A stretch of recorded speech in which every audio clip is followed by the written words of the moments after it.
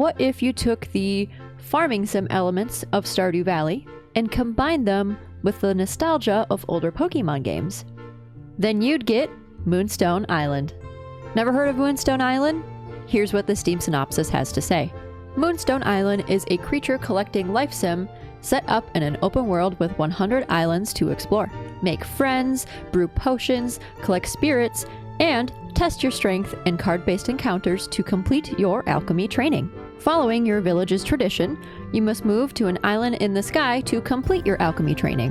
Armed with a team of nature spirits, magical potions, and the support of your new friends, you'll explore ancient temples, dangerous dungeons, and hostile biomes to uncover the dark secret of Moonstone Island.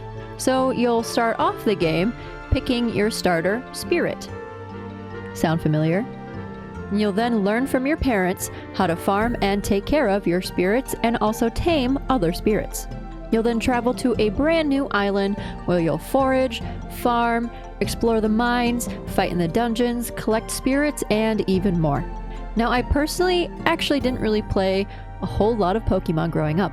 My sister and I both had our own Game Boy Advance Color, however, we'd only get one Pokemon cartridge for Pokemon games to share. And unfortunately, there was only ever one save file on those cartridges. And I was the younger sibling, so you can guess who got to use the save file on our Pokemon games. Nonetheless, I have a general idea of how the old Pokemon games worked, and the adventuring and taming of spirits is incredibly similar. It's all turn-based fighting based on cards that you'll draw in your deck. You'll keep any tame spirits in your medallion and help the local scientists learn more about them. And yes, the goal is to collect them all, and fill the information in your booklet on different spirits. You'll wander through fields and mines and discover different spirits as you go. But then there's also the farming sim side of things that's very similar to Stardew, Fields of Mistria, and more. You'll gather and forage plants and seeds, and you'll learn how to grow and care for your own crops. You'll need these crops for yourself, to sell for money, as food for your spirits, requests for the villagers, and even more. I haven't gotten super far in the game yet, and I've kind of just been wandering around exploring and not really doing a whole lot of quests. But it certainly seems like you can romance different characters, as there's an option to flirt with the townsfolk when you speak with them. So if you've played Moonstone Island before, who's your favorite townsperson to flirt with? There's also just such a wonderful element of whimsy in the game. You'll fly from island to island while you're adventuring, and you'll discover new spirits and dungeons, and you'll meet some interesting characters along the way, like the Magic Man. There are a variety of different ways that you can travel, and they very much give me Studio Ghibli vibes with learning how to fly on a broom like Kiki from Kiki's Delivery Service, and in the intro scene you see a glider that looks a lot like Nausicaa's from Nausicaa in the Valley of the Wind. You'll even see a chicken house out in the islands, and it reminds me quite a lot of Howl's Moving Castle.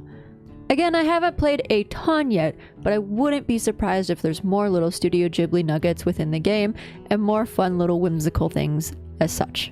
Moonstone Island was released 2 years ago in September of 2023, so it's still a relatively newer game. It was developed by Studio Supersoft and published by Raw Fury. There's also a few bundles on Steam that you can add to the game. As you can probably guess, Moonstone Island is available on Steam. It is also available for Nintendo Switch. Last year, the game also launched a mobile version for iOS and Android through Crunchyroll, so it's available to play as a mobile game as well. I have not played Moonstone Island on mobile or Switch, so I'm unsure of how the controls work and gameplay works on either platform, but they are available. I play on PC and personally use a mouse and a keyboard, however the game has controller functionality as well for PC. I've enjoyed playing Moonstone Island quite a bit. I do not find it overwhelming, and while it took me a minute to figure out some of the controls and how fighting works, I think that's just a small learning curve that you'll have with any new game that you play. I love exploring the different islands and finding new things in the game. Be careful when you're exploring islands though. You might fall. I'm gonna fall out of the sky, guys. Yeah. Okay, so that's all that happens when I fall. Now we know. I just go back to where I was. I don't just like completely die. I'm starting to learn how to craft things, and I hope that soon I can fix my broom so I can fly to further islands and explore even more in the game. I've only completed one dungeon and made my first furnace, so I am genuinely very early in the game, but I'm excited to continue playing and seeing more of the storyline.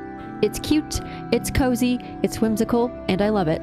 Have you played Moonstone Island yourself? What are your thoughts on Moonstone Island?